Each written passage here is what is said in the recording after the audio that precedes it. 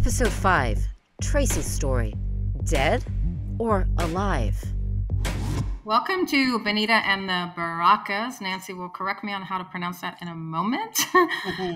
Thank you all for being here. Before we start, I just want to say if you're watching this on YouTube and you have not yet subscribed to this channel, please do so that you can get updates on when new episodes come out.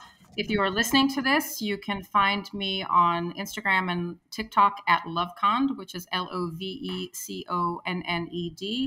I appreciate all your support and the following. And tonight, I have with me my dear friend, Nancy. Welcome back, Nance. Hello, darling. How are you? Good, honey. You're looking fabulous. Thank you, honey. You too. I love the blue butterfly. And then we have also from Florida with us tonight, Tracey. Welcome, Tracey. Hi. Glad to have you with us tonight. Thank you. Thank you for coming on to share your story. It's not an easy thing to do. Really appreciate it. I'm excited to be here. I'm really glad you're here. Before we start, I have to say, give a little disclaimer here. We do swear on the show. There is adult language in the show, so be forewarned, please. This is not a G-rated show. She's mainly talking about me, but I'm trying to do better.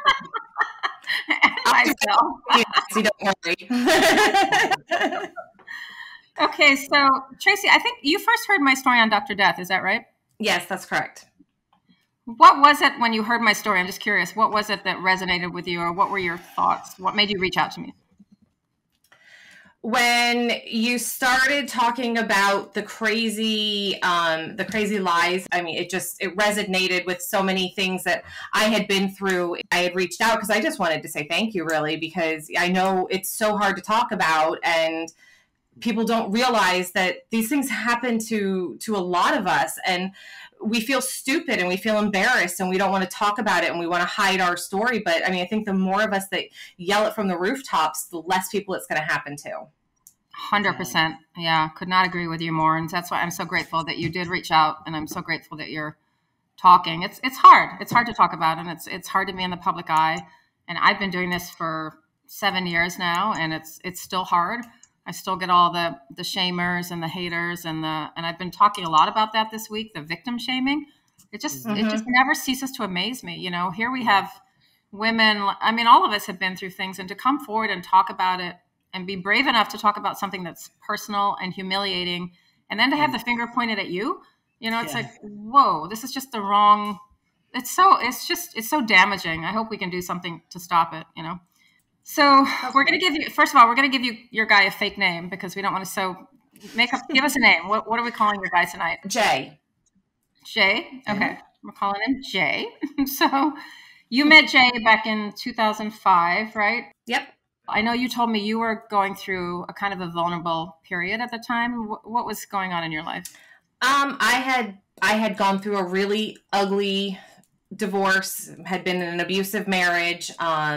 So I had come through all that and had reached a point where I'd stopped dating. I didn't date anybody for several years. My daughter at the time was, gosh, she must have been like 7 or 8.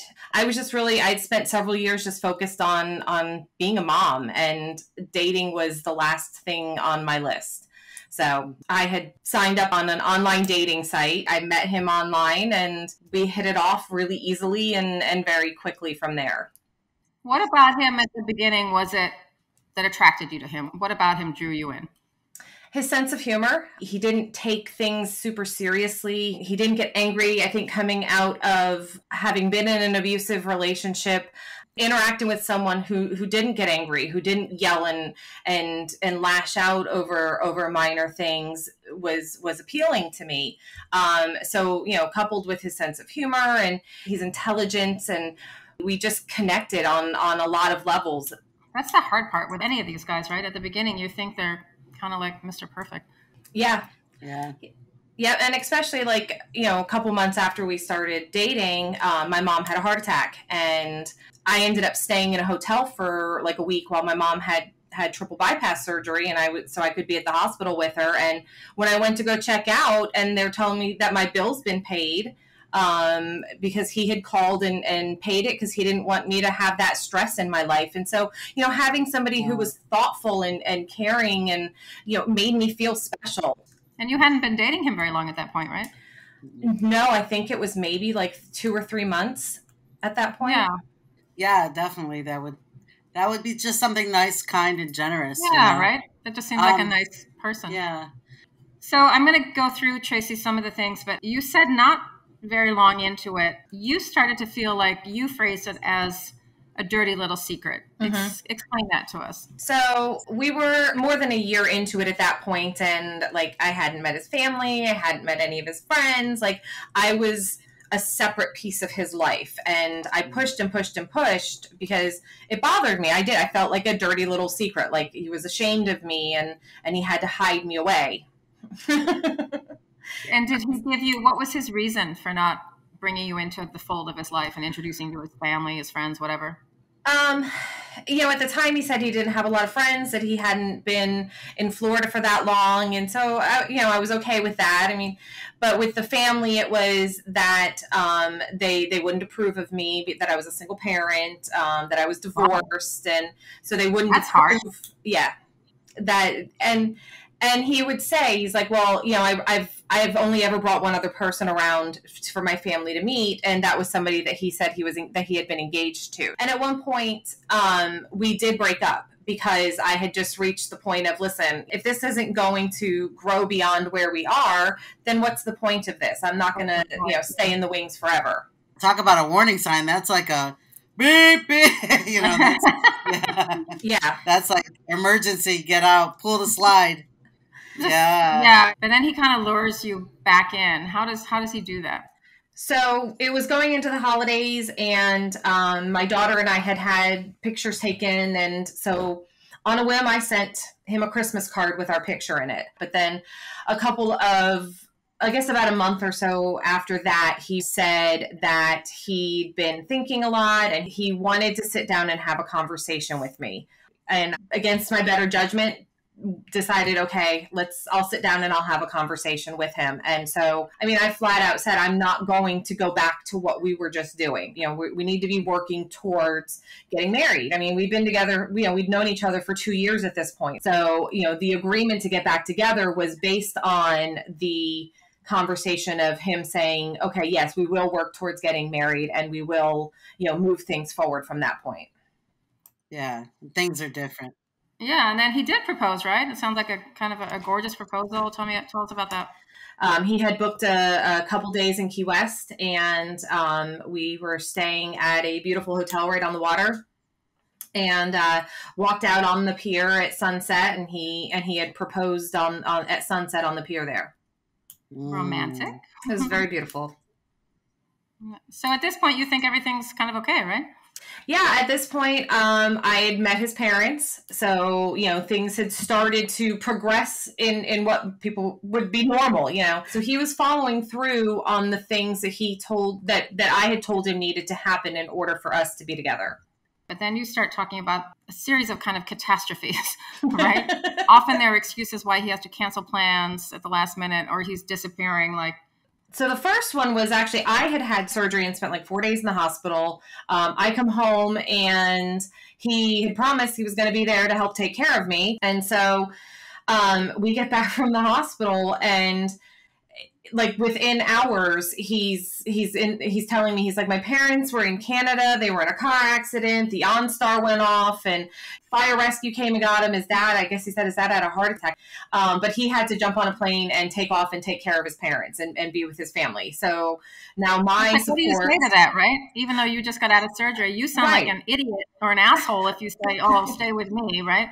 Right, exactly. Then I'm the asshole because I want you to take care of me because this is what you promised me you're going to do. And then my mom had another heart attack. And so he's on his way up to be with me, and tells me that he gets a call that his dad had a stroke. And so he can't come and be with me. He's on his way to go help take care of his parents. And then there was his mom being diagnosed with non-Hodgkin's leukemia. And with that, it was a constant. Every time I was expecting him to show up, he would disappear because, oh, mom's having this catastrophe and this catastrophe. And it was always coinciding with a holiday. That sounds familiar. Yeah. In my case, it was an emergency surgery, but it was always at the holidays too. Yeah. Interesting, right? And then there were situations where it was like I was running the Chicago Marathon and he was supposed to fly out to be with me, but all of a sudden he comes down with the flu or something. And, you know, it was like every time I turned around when I needed him and I was going to rely on him, some catastrophe happened. Right. The walking catastrophe, I call it. Yes. Yeah. And then during all of this, so your wedding keeps getting postponed, right? You're engaged, but the wedding plans keep getting postponed. Is that right? There was just so much going on with his family that there was no way. Yeah. But at the same time, my mom's in and out of the hospital. I had continued health issues. So I had actually 2 surgeries that year. And my daughter is starting middle school. So like my focus is not really on that. I think this is another thing that happens too when women get involved with these types of guys. They have an ability to not only choose women that are vulnerable, but also to choose women, and they choose them on purpose, that are often single moms or, you know, widows or whatever, with kids and big jobs and whatever, that we have so much going on that we literally can't we're focused on all this, and they count on that because they know we don't have time to zero in on all that bullshit, you know? Yeah. Okay, so then his mom dies in 2008, and he flies you to Philly for his mom's funeral. And tell us what happened. Oh, gosh. Yeah, so this is, so he flies me to Philly for his mom's funeral, and I can't get a hold of him. And so now it's the night before, and I'm still not getting a hold of him. It's the morning of, and I finally reach him, and he tells me that he's, I don't remember where he was. It was Virginia, North Carolina, somewhere not in Philadelphia, though. But what he tells me is that there had been multiple disagreements in the family, and that his mother had told his father that I was not to be at her funeral, and that he would lose his trust if he brought me with him to the funeral. And so why? What's wrong? Why are you the big bad witch? What's wrong with you? I wasn't good enough. That was the message that was. Sorry. That's just awful to hear. I'm really sorry. Yeah, it was horrible to hear, but at the same time, that to me was secondary because I'm concerned about him who's just lost his mom. So it's like, okay, fine, whatever. But so he said that he and his sister, who was also dating somebody that they apparently didn't approve of, had taken off and had gone to stay in a cabin and to do their own memorial for their mom, and that was where they were, and they weren't going to go to the funeral. No outsiders, right? Nobody from the outside. It was just it wasn't just you, right? Well, but so from there it gets crazier. So from there, he tells me that his dad was driving to where they are, and his dad has a heart attack, and that they were on the way to the hospital to take care of their dad because he was on his deathbed at that point. Oh man. Shit. Okay. Another catastrophe. You kind of get fed up, right? But then he kind of comes around and you guys move in together, and he starts being really good with your daughter. Yeah, so after him being long distance for a while there with him in South Florida and I'm in Central Florida, my daughter starts playing soccer on a highly competitive level. So we're traveling a lot. So his suggestion was, well, either work full time and put her in private school, or if you want to work part time, I'll cover the expenses in the house and you can homeschool her and not worry about it. And so that was what we ended up doing. He sponsors her soccer team. He's, at her games most of the time. I mean, he's a huge support for her during this. But you also said then he would disappear like 3 or 4 nights a week, right? He would be gone either to conferences or like in other parts of the state. And so he would stay for a night or two. But, with everything I had going on, it wasn't a big deal to me. It was right. Fine. And because his office was over an hour away, he would sometimes tell me he was staying in his office. And if you questioned it, did he make you feel like you were kind of the one that was crazy or something was wrong? Then I was the asshole. Yeah. So whenever he would start to be sketchy and I would confront it, he would manipulate it to make me feel bad. Yeah. Gaslighting. Yeah. It's typical gaslighting. I used to call it the fog of lies, anytime I would question my guy, they're so good at twisting it around that your head starts feeling foggy because you're like, okay, wait, am I the one that's crazy? Am I the one that's wrong? Yeah. Exactly. They're so good at it. Been there, done that. Yeah. And the fact that they can keep all the lies straight, like that's the part that always baffled me. It's like, it's insane. Compartmentalizing. Yeah. Okay, so now I want to fast forward to March of 2015. You guys have been together 10 years at this point, minus, time off for breakups, right? You're still engaged, but still not married. You take this big ski trip to Colorado. Part of it is to celebrate your 10-year anniversary. And this is where everything blows up. Tell us what happens. So we were in Colorado, and when we got there, there was a weird situation where he had a niece who went to school in Colorado who lived in Florida, though. So he was borrowing her car the week that we were there. He asked me to get something out of the glove box, and I reach in there and I find a driver's license with a name on it. And the name doesn't make sense. It's his niece's driver's license, but and his niece is his sister's daughter, who's married.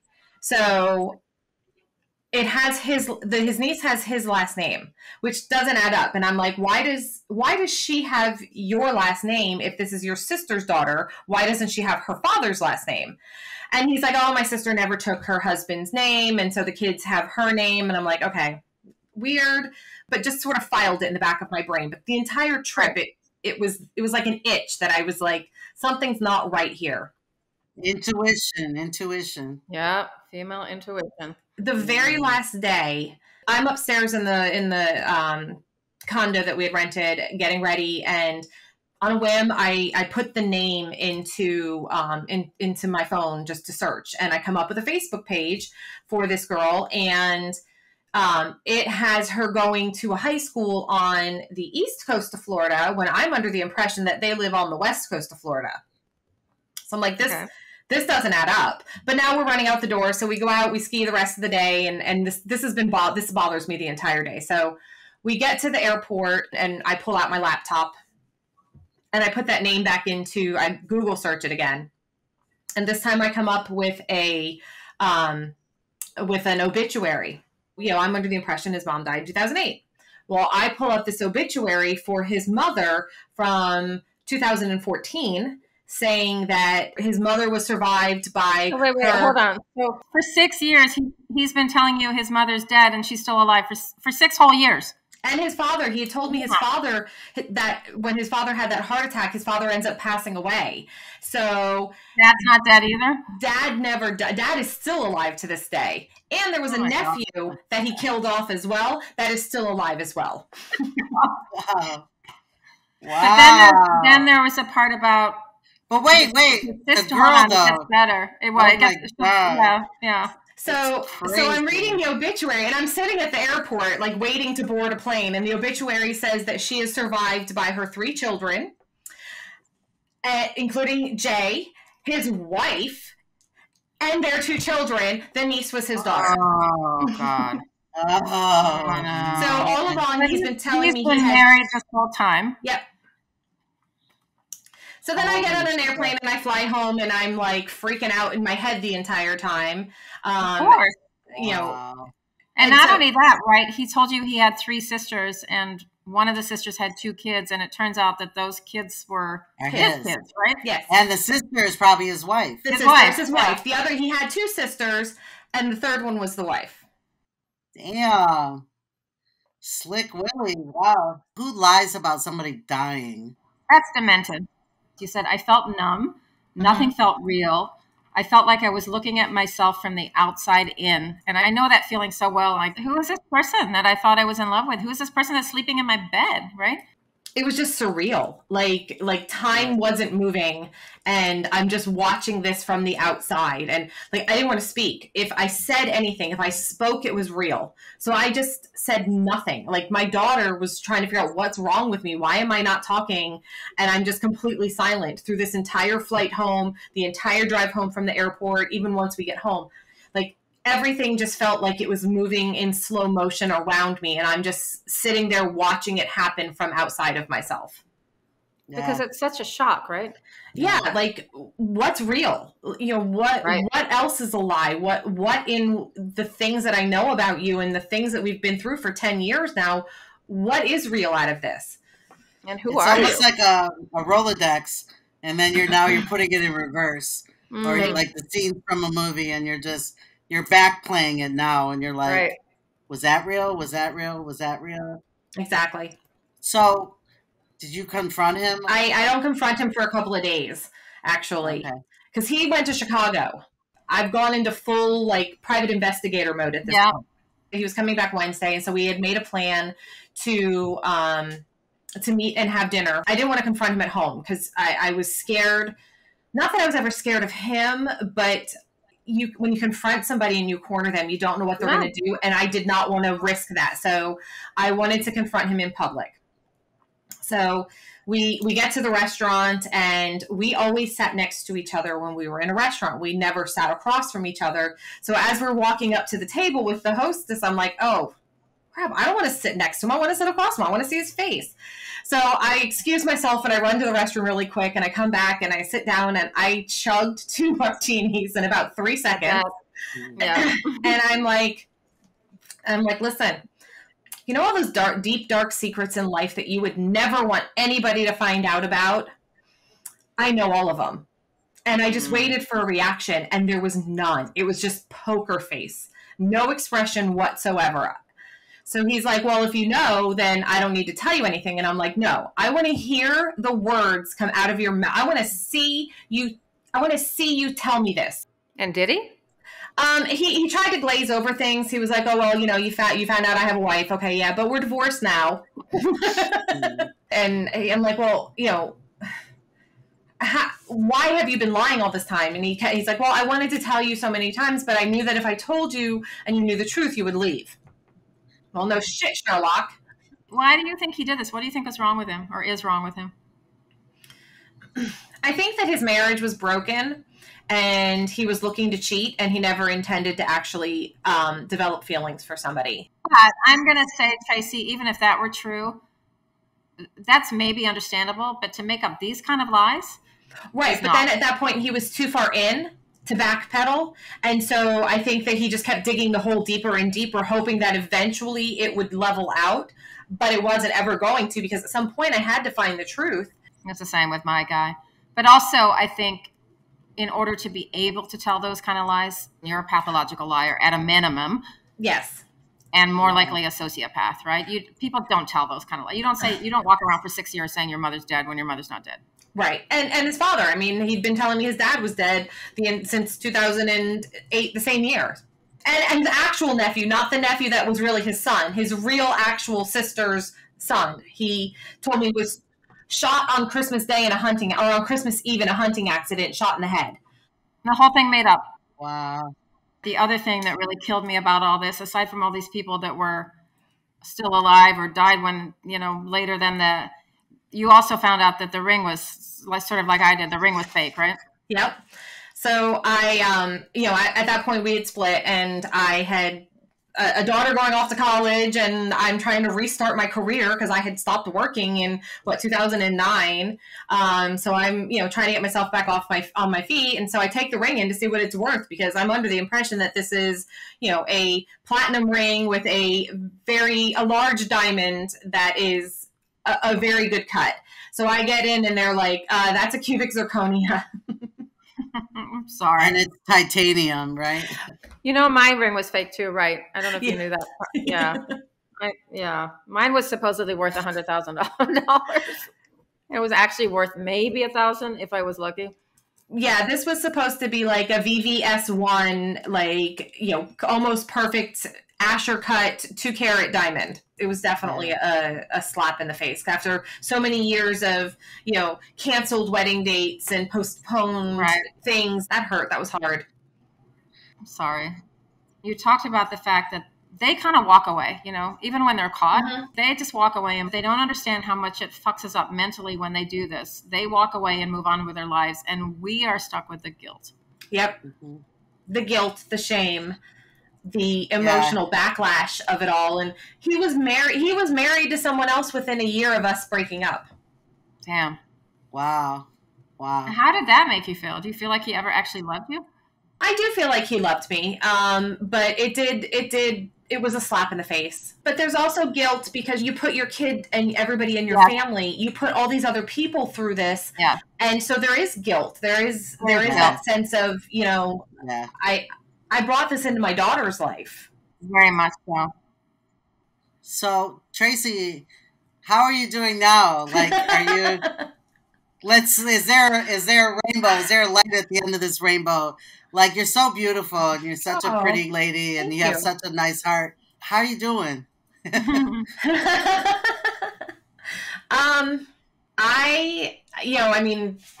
Financially and professionally, I'm fully recovered. I'm in a good place in those parts of my life. Relationship wise, it's definitely been a struggle. I mean, how do you trust? Yeah. How do you let your walls down? And then I try to date and I get into these situations where I'm told I'm quote unquote too independent because I can't allow somebody in enough to let them feel like I need them, because I don't. And I don't think I ever can need another person at this point. And so, I've come to terms with that. And I'm pretty upfront with people about what I've been through, because like, as soon as I meet somebody, like, I need last names. I'm doing I search all the courthouse records. If you've told me you're divorced, I want to be able to see proof of your divorce. If you're separated, I want to see that there's a divorce finalized. I mean, badly necessary. Yeah. Mm-hmm. But a good person will understand that. Benita and I talk about it all the time as far as, wow, what do our later years look like? I'd like to meet somebody again and fall in love again. I know, but you start wondering if you ever will, bruised. Right? Yeah, we're bruised, we're broken, we're hurt. And it's hard to trust again. And, because there are so many really good liars out there, it's like, oof. What about your daughter? What kind of impact has this had on her? She has trust issues. I think she's okay from it, but she has similar trust issues that I have with everything. Yeah, it's hard. Right? And are you guys still close, you and your daughter? Oh, yeah. Yeah. Like me and mine. Yeah, we're very close. Yeah. Yeah. And thank goodness we have that, right? I think this would be so difficult if I can't imagine having done this alone, and I have Nancy here, incredible. I have really, really incredible friends that have gotten me through this. And I don't think I could have gotten through it without them, actually. I was really fortunate when I moved. So when everything happened and my daughter was going off to college, I didn't have any real strong support system in where I had moved to in South Florida. So, I moved back to Central Florida, where my family is. And because I had lived here before, I had friends and stuff like that here. And so when I moved back, my friends just, they introduced me into their circles of friends, and they just embraced me. I mean, they never let me sit home and feel sorry for myself. No matter how many times I just wanted to be home and by myself, they dragged my ass out, made me go and enjoy life and live and not dwell on it. And they pushed me to move forward with my life. And I am so grateful for them. And my brother, especially, I mean, I don't know how many times I've cried on my brother over everything. And I just have goosebumps because that's your tribe, Yeah. Oh, yeah. That love on you. We talked a little bit at the beginning about victim shaming, but what are some of the things you want women to know, Tracey, that might be just coming out of this or going through this or watching this tonight thinking, like you, when you listen to me, like, oh God, that's me. That's my story. I think the biggest takeaway is you can't let it break you, number one, but you also can't, it happens no matter how smart you are, no matter how intelligent you are, and how much you think you have your eyes open. Things happen and you can't control them. And all you can do is control how you respond to them. You can't control the things that happen to you. Yeah. Very well said. Yeah. Very well said. Yeah. I can relate on that on so many levels. And gratitude sets in for the people that did pull you up and slap you around. Let's go, get up. Well, I think the message too is that you can, and that's what I always, want women to know is you can survive this. It feels like you can't. And there are still days when I'm just like, oh, why am I doing this? You know, but you can survive this. And it does make you better and stronger. Yep. And I think talking about this is so important because it's just, that's the only way to fight back against all the naysayers and all the trolls and all the haters and all the people are like, oh, you're so stupid. That would never happen to me. You know, every day on TikTok, I see this. Oh, please, that would never happen to me. It's like, you know what? Don't be so sure, you know? Yeah, be careful. Yeah. Right. And it's like, because when you take 10 years worth of crazy situations and you know, you condense it into a 1 hour conversation and you're just seeing those super crazy situations, there's still, you know, 10 years worth of normalcy and, you know, just day-to-day life where everything is good and we're happy and everything is fine. And well, thank you, Tracey. I'm really glad you reached out. I'm glad to meet you virtually. Yes. And which, Nancy, I forgot at the beginning, I'm going to let you to explain what a Berraca is. I'm going to let you tell everyone how you pronounce it correctly and what it is. I forgot to do that at the beginning. Well, Berracas is basically a Colombian name for badass women. So it's for women the slang term. Yeah, the slang term. So it's for women that have come back from something and, you know, resolved and just strong women, you know, resilient women. Yeah. Resilient. We celebrate you, Tracey, and we encourage you. And I really encourage you to write your book, and whether it's a blog, vlog, or podcast, whatever, you know, your story is really amazing. Huh? Yeah, I want to reach over and hug her. You know, we've all got those stories, and it's like, you know, we got to tell them and share them, because hopefully there's some younger women out there that maybe the one message they get is just pay attention. I know we're doing the right thing by talking about this, so thank you. I like I said, I really appreciate the platform to share my story, because it is important. I think that the more people hear it, the less likely someone else is to go through it. Yeah. And maybe they'll wake up and resolve and realize their situation. Yeah. Right. Wow. Stay strong. Thank you. Thank you. Yeah. Hopefully we'll get to meet in person sometime. Yeah. All right. Yeah. Keep in touch, Tracey, for sure. Absolutely. Thank you both. Good night. And good night. Thank you. Until next time. This episode of Benita and the Berracas was hosted and executive produced by me, Benita Alexander. My guests are Nancy Kumba and the lovely Tracey. Episode was edited by Brandon Kiefer.